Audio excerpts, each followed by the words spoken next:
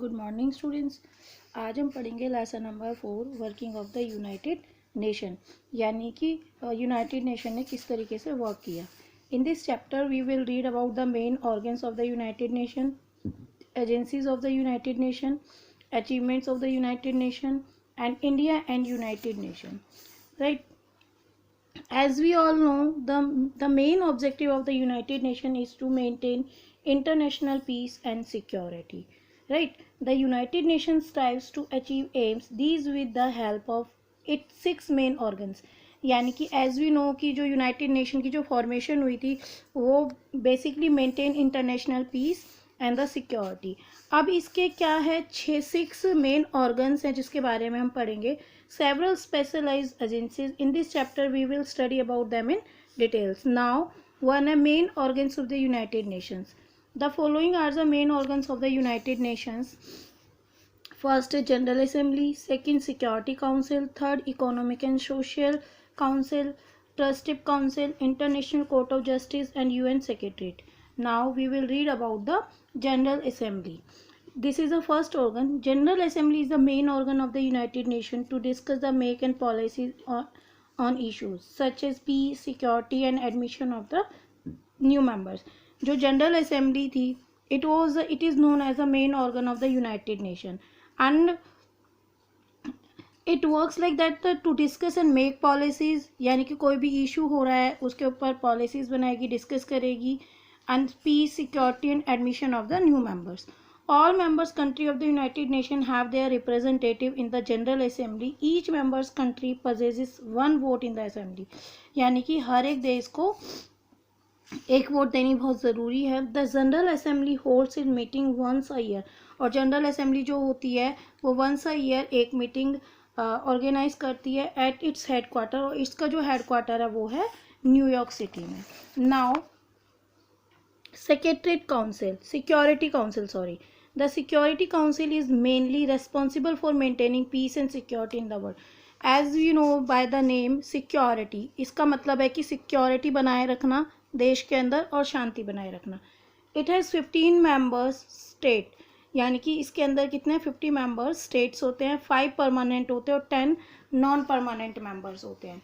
Right, the 5 permanent members are the United States. और जो 5 permanent members होते हैं वो यूनाइटेड स्टेट्स के होते हैं, like United Kingdom, France, Russia and China. जो ये 5 मेंबर्स हैं यूनाइटेड स्टेट्स के, United Kingdom, France, Russia and China.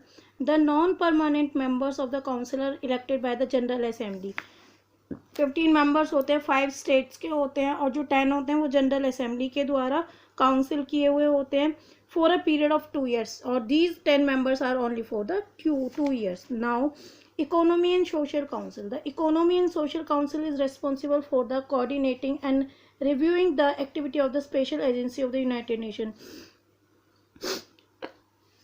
जो इकोनॉमी एंड सोशल जो काउंसिल होती है, it is responsible for coordinating, यानी कि वो एक दूसरे देशों के साथ कोऑर्डिनेटिंग करती है, और जो उनकी एक्टिविटीज़ होती है उसको activities of the special agency of the उसको टेक केयर करती है. The agencies of the United nation work on social.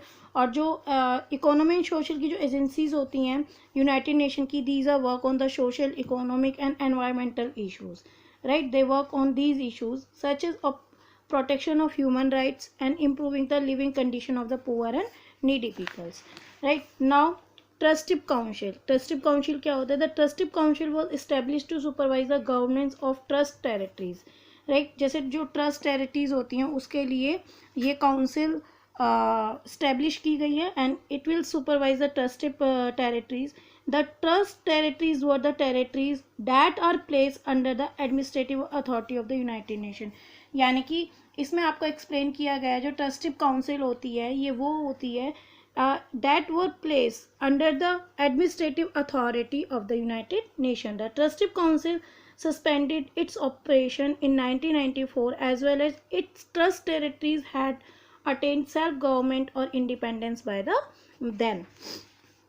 Now international court of justice. International court of justice क्या होती है बेटा? ये इंटरनेशनल कोर्ट ऑफ जस्टिस है.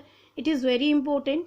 The International court of justice is the judiciary organ of the United Nations. Its main objective is to settle dispute and advise a member state on the matter of international law. It consists of 15 judges elected a term of 9 years.